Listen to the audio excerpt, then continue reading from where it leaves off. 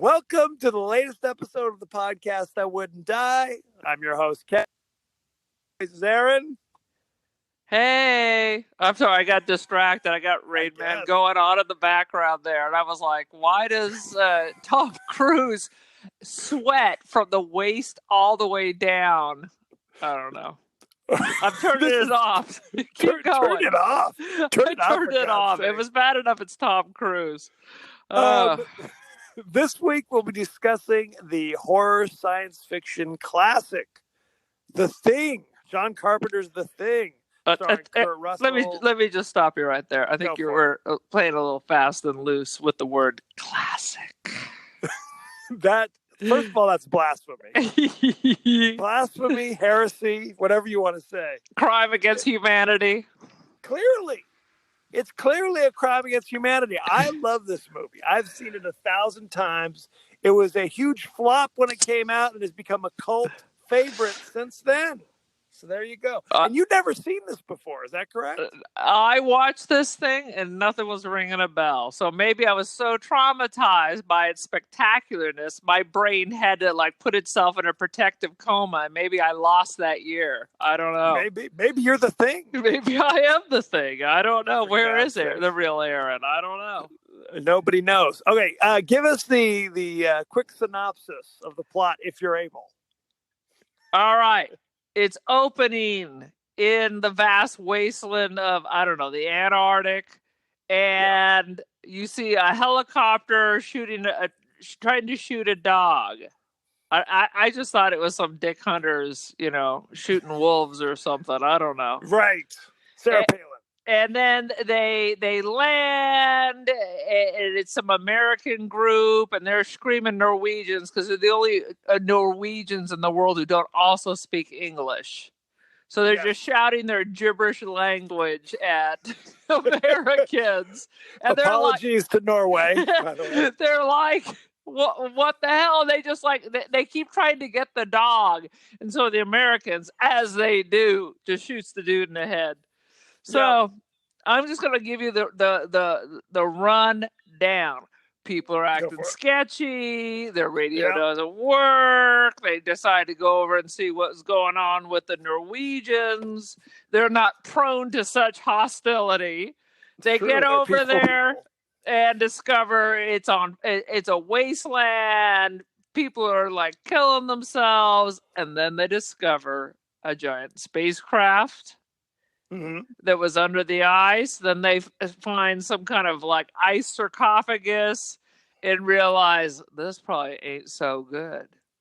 Hey, maybe that was the problem with storming Area 51. We should have gone to McMurdo Station in Antarctica. I'll have to call my friend Lisa's husband. He was stationed there. Maybe he's the Thing. I don't know. Anyway, they go back and they realize something's funky. All of a sudden, they have an extra dog, and nobody notices that. And they throw it in the pen with the other dogs, where it immediately does some schlocky 80s special effects. Whereas it's a spider, it's a dog. The other dogs are like, "Oh hell no, you ain't one of us." Right. Bad things happen. They kill it, and I feel my story's already gone too long. So let me speed this up. Speed it up. Wrap it up. It is one of these situations. It's like Invasion of the Body Snatchers.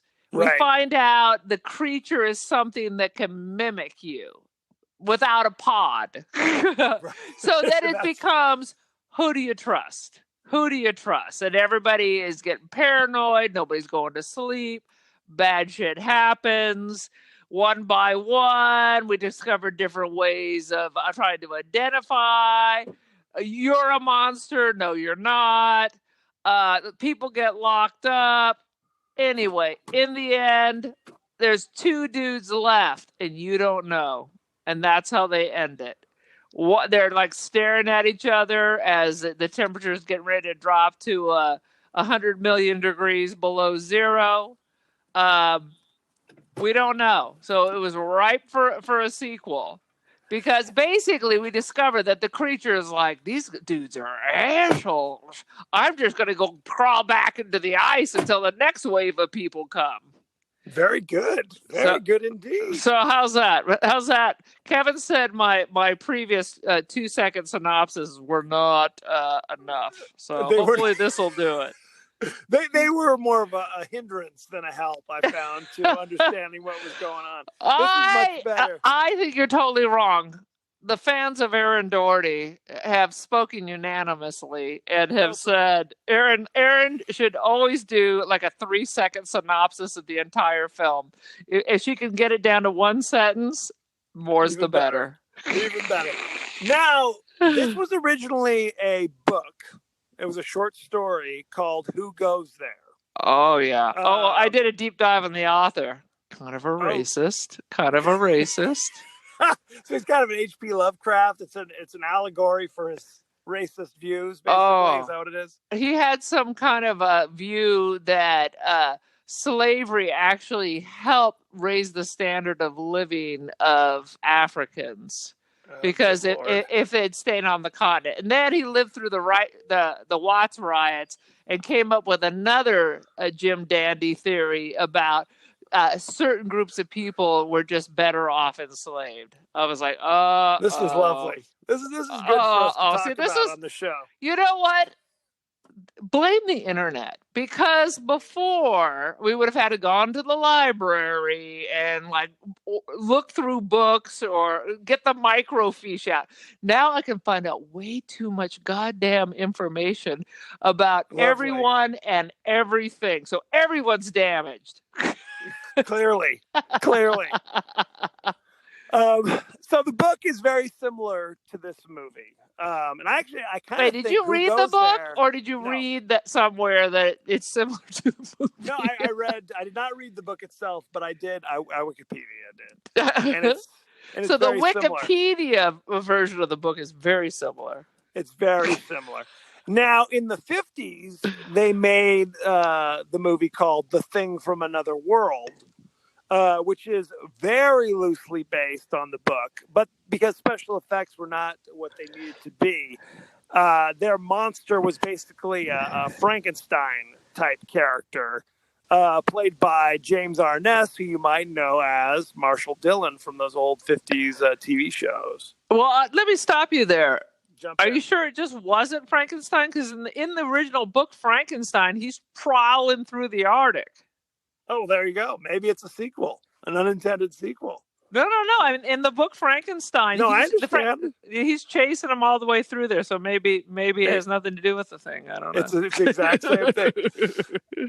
But it was like he was like a plant man, basically. Where it was like they needed, like he could reproduce himself by like little seeds that would fall off, and they would.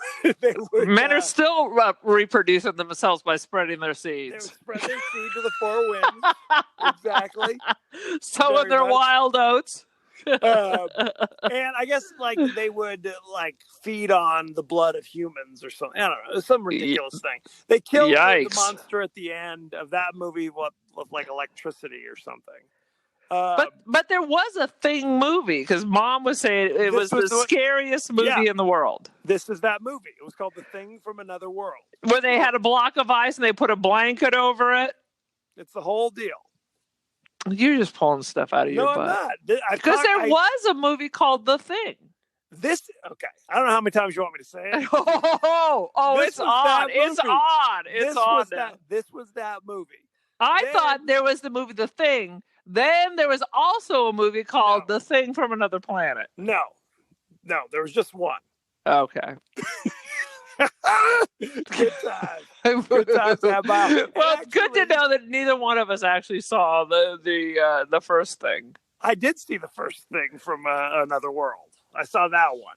It takes place in Antarctica. It was a giant Frankenstein character roaming around. All right. So, Mom said that was number one scary, Exorcist number two.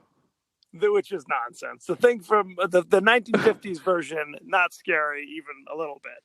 Maybe it's she didn't see it yesterday, so maybe it was like in the 50s that was cutting edge. Yeah, in the 50s it was terrifying, I'm sure. But what's interesting is the two opening title sequences of both the 50s movie and this movie are basically the same, where it's that thing, the writing of the thing kind of blows through and you can see the light shining through. That was an homage from the original movie. Okay. Yeah, I can tell. Good times. Yeah, and then I saw that there's another. They redid it with Selena Gomez. I don't think so. They did a prequel about, I don't know, 15 years ago, maybe early aughts, 2006, give or take. And it's a prequel. It was just called The Thing, and it starred Mary Elizabeth Winstead, who you might remember from. No, I don't. Yeah, exactly. Moving on. But it was a prequel. It was literally like it took place in the Norwegian camp. Like it's literally like what happened in the events prior to this movie we're watching today. And one thing was a huge flop. And okay, first of all, I do have to correct you again. It's 2011. In an Antarctic research site, the discovery of an alien craft leads to the confrontation between graduate student Kate Lloyd and scientist Sanders blah blah. I have to correct you. Let me stop you right there.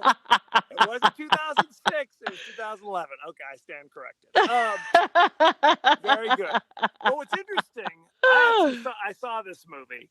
And they talked about the way they were able to figure out who was a thing, is that it wouldn't be able to duplicate kind of like if you had a pin in your leg, or if you had an earring, or if you had a filling in your teeth, or if you only had one kidney. But who cares? Well, but for a kidney, you'd have to literally like perform an operation to check, right? I could have you. Well, if you had a pin in your leg, I can't tell you got a pin in your leg as you're sitting across the room. But I can open your mouth and I can see if you have fillings. But okay, now I'm doubling down on this because, quite frankly, I pretty much know you most of your life, wouldn't you say? Yep. I have no idea if or how many fillings you have. So how am I going to test that? I don't know. This is a good question. But maybe you don't have teeth at all. Maybe you're Gummy Joe. I don't know. That is a good point. But there's a climactic scene in that where it's somebody's ears were pierced earlier in the movie. We're not. And who notices that? I only notice it in movies because now the ear is 90 feet tall and it's right in my face. But in life, I don't know which of my friends have their ears pierced because you just don't pay that kind of attention to your friends. Clearly not. Unless you got some kind of a lobe fetish, which I'm sure somebody out in America has that. Some do. It's all about the lobe. Although, I'll tell you what, I did notice that Dr. Copper had his nose pierced. Did you notice that? He had a little crazy hoop in his nostril the entire movie, if you're watching. Is that Wilford Brimley?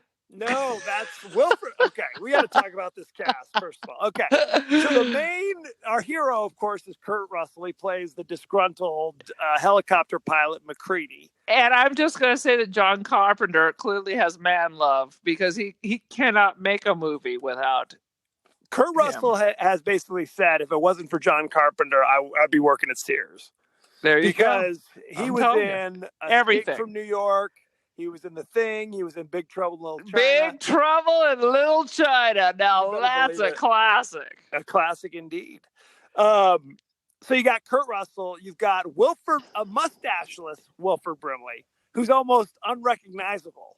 Because he doesn't have his catfish strainer on? He does not have his crazy handlebar mustache. And his hair is different a little bit. Once again, you're wrong. Because I was like, that's Wilford Brimley. He is like no other. Okay, very good. So that's Wilford Brimley plays the biologist Blair. You've got Richard Dysart. If you are like me, you remember him from the 1980s show. He was Leland Mackenzie on L.A. Law. Oh, I love that show so much. It was great. He was Dr. Copper. I'm trying to think who else. Dr. Copperpot. Yeah, Chester Copperpot from the Goonies. That's what happened to him. There is Keith David plays Childs. There's I'm trying to think who else is in this thing. several other vaguely recognizable characters that you might see from time to time. Yeah. As I watched this movie, there were a lot of questions that popped up. We talked about how the crazy Norwegians followed a husky or a Malamute or whatever. Why do they need like a kennel full of dogs at this research facility? Exactly. Especially when they're so far away from civilization, they have to go by a crazy helicopter to get anywhere. They can't even radio anyone. Why do they need a kennel full of dogs? How about this? Why do they have unlimited access to just bottles of Jim Beam where they don't even pour it in a glass. Everybody just walks around with a jug of it. Endless supply of reefer. And why don't flamethrowers burn down their wooden huts? How about those questions? Did I go too far? First of all, J and B. Whatever. I don't drink that stuff. No, let's go a step further. Why do they have flamethrowers? To start the barbecue, of course. Exactly. They have flamethrowers, they have dogs. I mean, are they doing not just one flamethrower? Multiple flamethrowers. You gotta have flamethrowers. And I mean, are these sled dogs? Is it for the Iditarod? I mean, what the hell's going on here? Are they eating them? I mean, because eventually they're going to need some food. This is important. Might as well, right? So they discover, Blair the biologist quickly ascertains that this alien creature it absorbs you physically like an amoeba or something, and then can duplicate you, right? Yes. But it goes a step further. Like any little piece of this creature is like a separate organism, right? It can split off every molecule. So you're like, molecule. That's bad. That's bad business. That's bad news. So this dog, before they realized it was a thing, had been roaming around the camp all the livelong day. So who knows who's been infected by this sucker? Exactly. Right? That's really the question. Yeah, because that dude from One Day at a Time, he was super suspicious for the whole thing, and then it ended up not even being the dude. Are you talking about Clark, the dog handler? Yes. Yes. Well, that was he was. What else was he in? He was in that Christy McNichol movie in the early '80s, Foxes or something. Oh God, help me! I just remember he was in the TV version of It. He was one of the dude. He was the dude who committed suicide. I could never make it through that stupid miniseries. His name is Richard Mazer. Is the actor's name? See, I know all this stuff. You do. That's why you're here. Basically, they did a lot of bait and switch things. So we're going to spoil the hell out of this thing, obviously. I just said how the movie ended, so you revealed you spilled the beans. I already, within 3 seconds, I was like, and it ends, boom. So, but here's the question. I'm going to throw it to you. I have my own opinions. All right. If you are infected by the thing, do you know it? Well, because this is my theory, because you're not really infected by the thing. You no longer exist. I mean, the thing literally, I think, digests you. Right. You know what I mean? Okay. So you cease to exist. You're absorbed by the thing, and then it's not you anymore. But what if it's just like a cell? What if it's like you eat some contaminated chili or something? What happens? Oh, then you think it's like an alien thing? I don't know. That's the problem. This thing can become you in 30 different ways. Yes. Well, they actually said that the actors in between takes would be discussing this, like the biology of it. At one point, the actor who played Palmer was getting pissed off. He said, "Can we just shoot this thing? Do we have to talk about it for another 20 minutes?" But that's what it was. It's like, okay. Spoiler alert, Palmer's revealed to have been one of the aliens. But earlier, the guy Norris has a heart attack and falls over. And when they're trying to zap him with the defibrillator, he's revealed to be a thing. And first of all, he was hollow on the inside. How did he have a heart attack? There ain't nothing left of him anymore. What was that about? That's the question. The question that kind of throws you out there is, it's like, did Norris know he was the thing when he was having a heart attack? Because there were moments when he was alone and he was obviously like, having angina or something. Oh my, right? He was reacting to something. Was that the thing taking him over? I mean, I don't know. That's the question. Well, clearly it was, and he was having the precursors to his heart attack, which when he cracked open, I didn't even see a heart in there. So I don't know exactly what was going on. So I'm going to put this down to just illogical writing. How about that? I mean, that's that is definitely a possibility, truly. But I like to think it's like maybe that guy knew he was a thing and was playing possum. I don't know. Is that a possibility? It's all. Well, he played possum so well that he died and exposed himself. So good times. So very quickly things go down. I got a question. Go for it. So this thing becomes you. Does it have your memories? Yes. It does it? It knows if you had it like tied up or something, would you be able to ask it questions about itself? This is a question. Now, in the book, it was telepathic, so it could read your mind. Like, in some ways, you watch this movie, and I know for myself, there are times where I'm like, is this just like the Blob? Kind of a mindless character rolling along. But that it can't be, because it was clearly scheming. Like, it was trying to get people to think MacReady was the thing. Right. Which we know in the end was not the case. Because MacReady's the alpha. He quickly sized up who was going to be his biggest problem. Right. And tried to eliminate him. He, very early on, they start finding ripped up clothes all over the place. And MacReady theorizes that when the creature gets you, it kind of rips through your clothes to get at you because it's absorbing you. But multiple times, other characters, first it's Fuchs, the assistant biologist, later it's the cook Knowles, find MacReady's torn up clothes like hidden somewhere, like shoved in the furnace. So people start thinking MacReady's the thing, right? But he's not. Exactly. It's later revealed he's not the thing. So it was a scheme. It was a plan to get people to be suspicious of MacReady, which tells you it's an intelligent creature. I would agree that it's an intelligent creature, because they had that one dude locked up in the hut who they suspected was a creature. And when they went to talk to him, he was acting so strange because clearly he did not want to be let out, because he was building his spaceship below ground. But it was like, I'll behave. I won't try to kill anyone. Just let me out. If someone says that to you, they're not ready to be let out. Don't let them out. And what kind of superpowers, because this thing managed to tunnel through ice, scratch out a giant ice room where he can build his spaceship. And let me tell you a little fun fact about a hole. Like, when you dig a hole, the stuff that was in the hole has to go somewhere. That is true. Little known fact. So where did all this shit go? I don't know.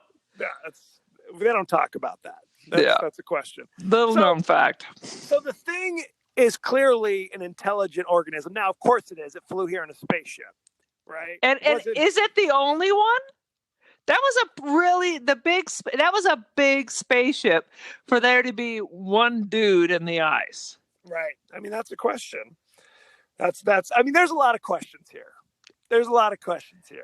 So they figure out, okay, we had to figure out a way to determine who is human, who is not. Blair has flipped out at this point because he did a computer simulation that shows that if one cell of this creature reaches civilization, then the entire world population will be taken over in 27,000 hours. So that's a long time. If you and I had this information, we wouldn't be running around like a freaking psycho, getting everybody's already nervous and not sleeping. What you would do is simply just go around and quietly kill everybody. Not smashing up the computer, rambling. I mean, that was ridiculous. That was ridiculous. So now I know who to keep my eye on if something like this goes down.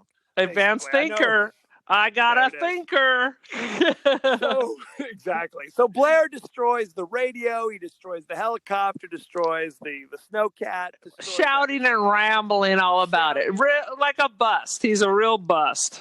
So they throw him into the storeroom, lock him up, and they figure out we have to figure out a way to tell who's human or not.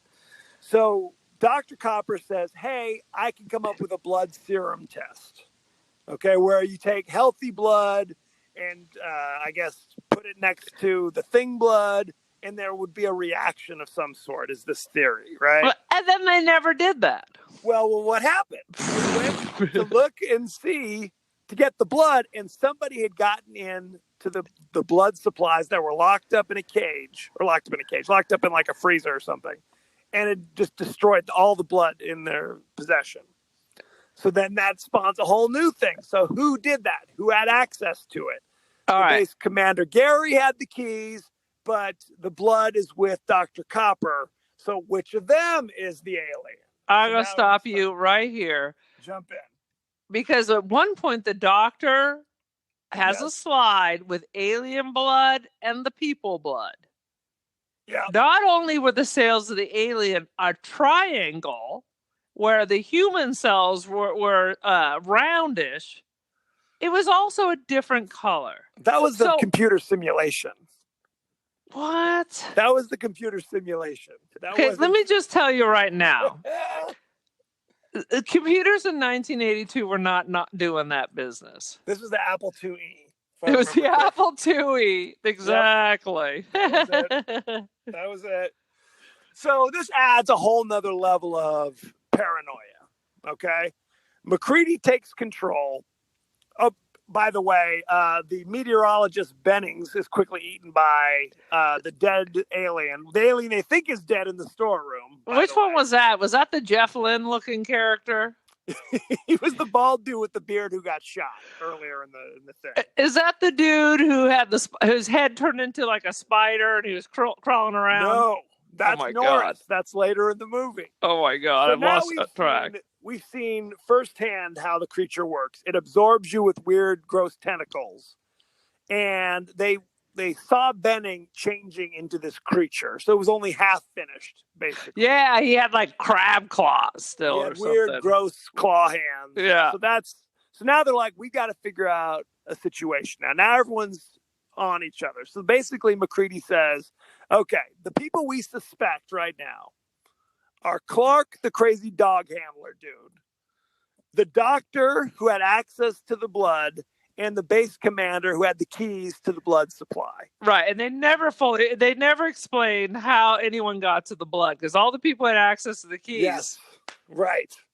So but that's a question. I guess it can just send one of his like fly tongues under the door and into the lock or whatever. I don't know. Right. Never explained. No. Well, that's basically, I think what we're supposed to think is that the alien doesn't have to have the keys. It can slither around or do whatever it needs to do. It can adapt whatever it needs, essentially. Maybe it cloned, it turned itself into a key. I don't know. That's all you need. That's all you need to know. Because, I read an article on this, and it's basically like, if somebody had unlocked the refrigerator, got at the blood and slashed it with a razor, the blood would have all poured out on the floor before he had time to close it and lock it. Of course, yeah. But clearly it had been slashed from within, because when they opened it, that's when the blood started pouring out. Oh, good call. All right, good call. So who the hell knows? So those guys are chained up in the rec room, those three homies, and drugged on morphine while they're trying to figure out what to do next, essentially.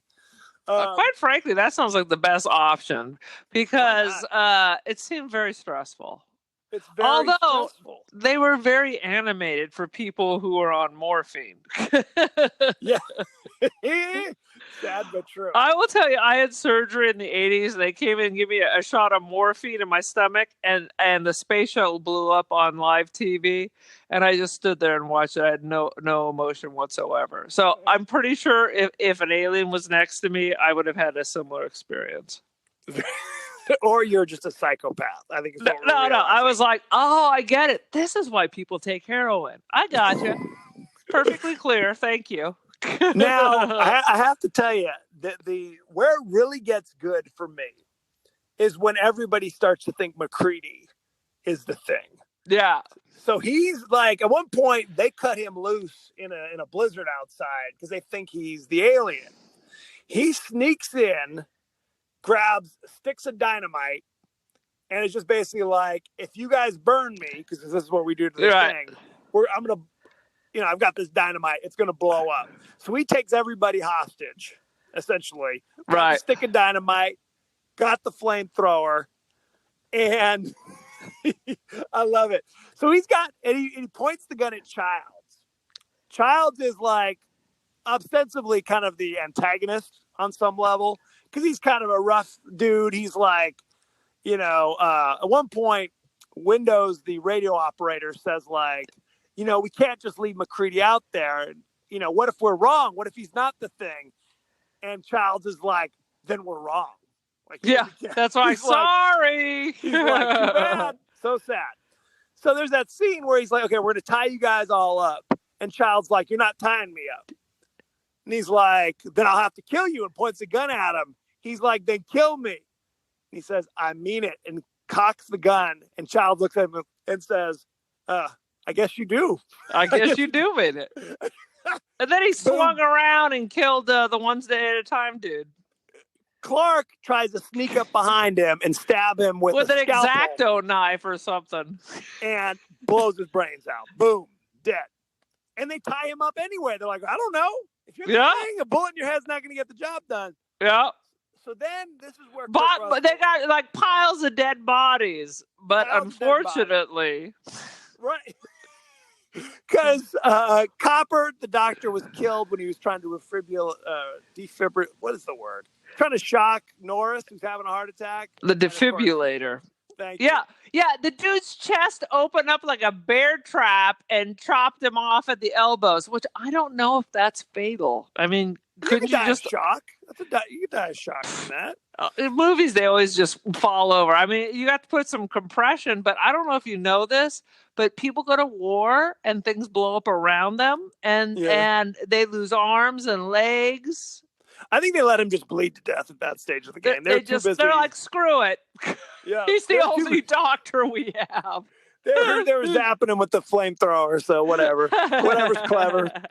So at this point, MacReady goes like, I've come up with my own strategy.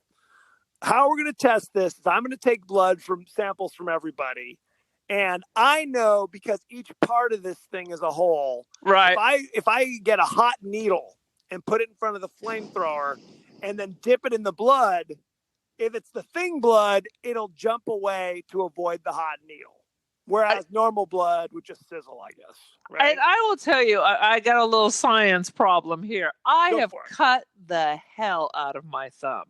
Yes. And it doesn't start pumping out like they hit an artery like they do in this. Like they cut the thumbs. I think they went down to the bone, and it just starts pouring out. Pouring out. My favorite part of this, my big science gripe on this, is that if they use the same scalpel to cut everybody's finger, guess what? They're all infected now.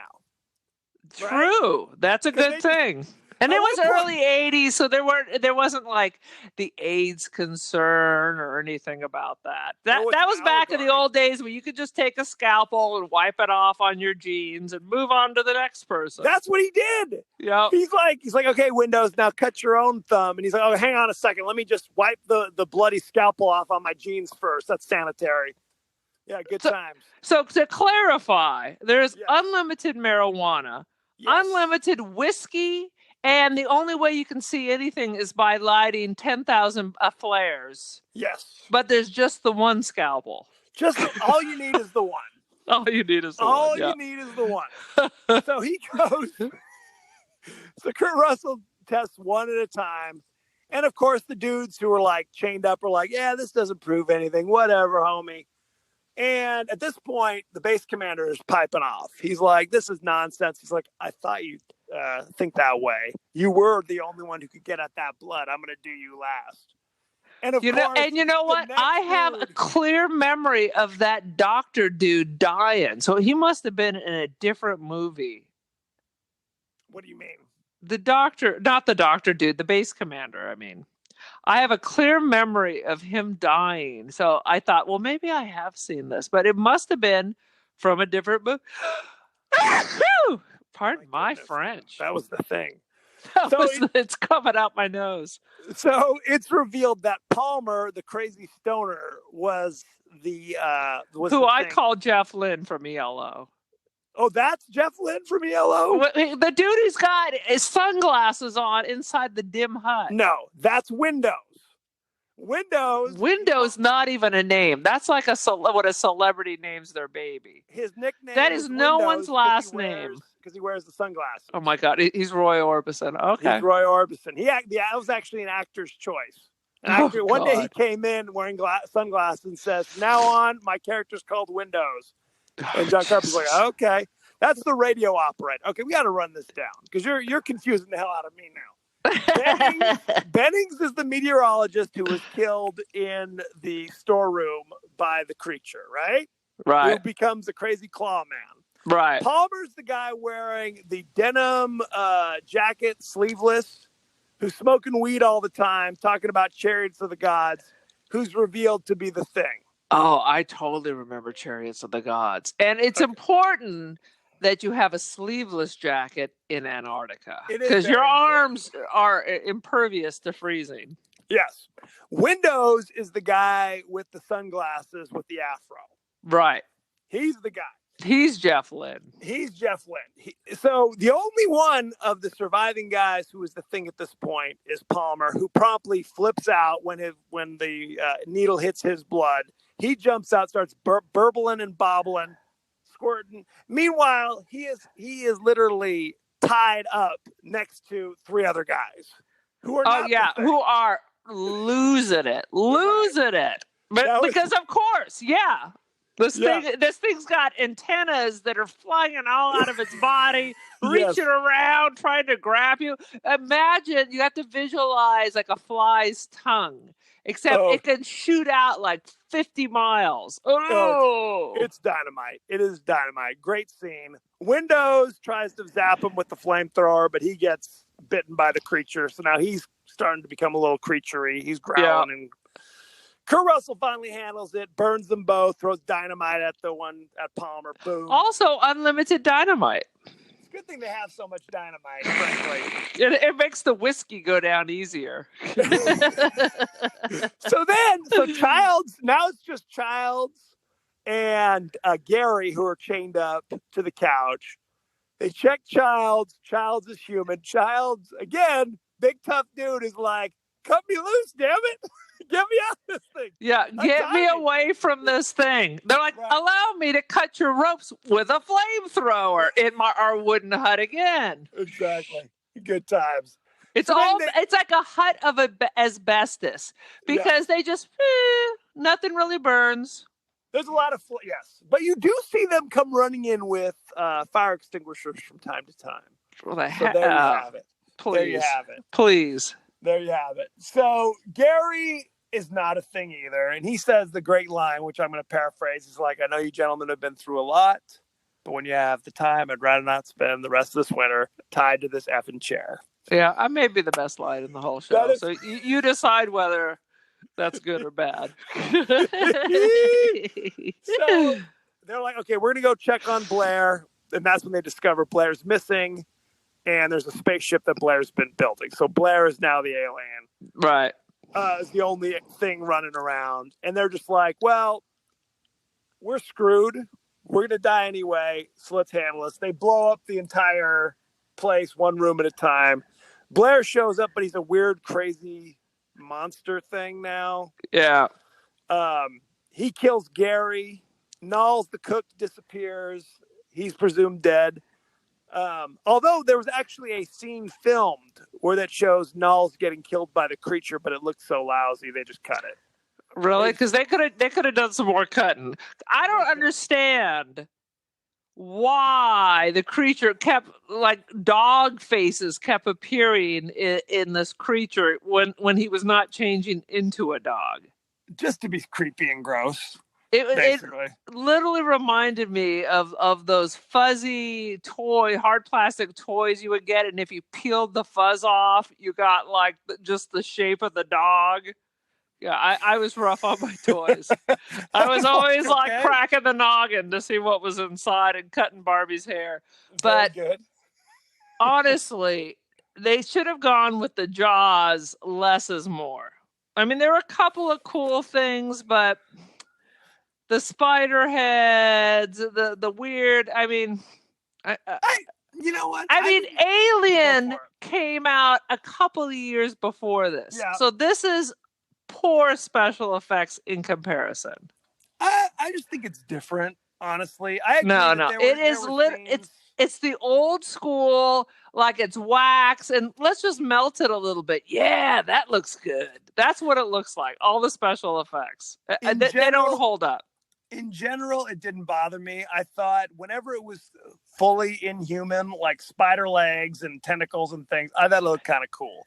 Because you were suckled at the teat of this movie. It was a defining film, so you have it close to your heart, where I have the cool surgical eye. I definitely agree that the final creature at the end looked bizarre and strange. So, whatevs. It is what it is. It reminded me of Raiders of the Lost Ark when the Nazis were melting. Remember at the end? That is classic cinematography as well. I don't know what you're talking about. How dare you? It's literally, all right, great idea. Let's put it in the oven. Keep it rolling. Keep it rolling. Put it in the oven. Like a shrinky dink or something? Yeah, it is Poltergeist. It is all the special effects, state of the art, 1980, whatever. Beautiful, beautiful. This is one of my favorite horror sci-fi movies of all time. I'm not gonna lie. I can't lie to you. Now you've seen this for the first time. You know what? You may not be lying, but you may be delusional. Maybe you are the thing. I don't know. To me, it's Invasion of the Body Snatchers. Yep. Yes. Yeah. It's also very much like, because basically this was the inspiration for the Hateful Eight, that Quentin Tarantino movie with Kurt Russell. That's what he turned the wrong corner. I was like, this is the slowest movie. Well, that's until I saw the latest one. Then I was like, oh. I don't disagree, but it's that kind of thing. It's that thing where it's like you're trapped with these people, and you don't know who's friend or who's foe. I understand. I mean, that's a certain level of tension. Who do you trust? Yes, absolutely. I still think it could be remade again, but not with Selena Gomez, but with like better special effects, or the same thing where you don't really know what it is. You know what I mean? Maybe that's better. And frankly, I think the title of the original novel, Who Goes There, is a much better title than just The Thing. Yeah, The Thing. But I mean, it goes along with that kind of 50s. It's a perfect title for the 50s. Yeah. Paranoia, the Russians, all that good stuff. Yeah. So, okay, on a scale of 1 to 10, what do you give this movie? 6. Oh, right between the eyes. And quite frankly, really, I really think it's a 6 because of the special effects. I think the story itself is interesting enough, and I get the paranoia and who do you trust and how do you know people? Like, I've known him for 10 years. What do you mean? How could I be fooled? You know what I mean? Right. Yeah. It's the effects. I mean, of course, with all these crazy movies, with Alien and all these movies, there's some degree of logic where you're like, what? But that's my favorite thing about movies, to sit around and pick it apart. So of course. That's why we're doing this. Of course. That's what it's all about. That's what it's all about. Offending Norwegians, killing people's dreams. That's what it's all about. Pretty standard. Any other last thoughts before we move on? Honest to Jesus, I wrote very few notes on this, and that's because I didn't really care. But the cliffhanger at the end, was there ever a part 2? There was never a part 2. And people, I guess, test audiences didn't like how nihilistic it ended, where it's just Childs and McCready sitting there slowly waiting to freeze to death. Right. And you don't know if one of them's the alien or not. Right. Essentially.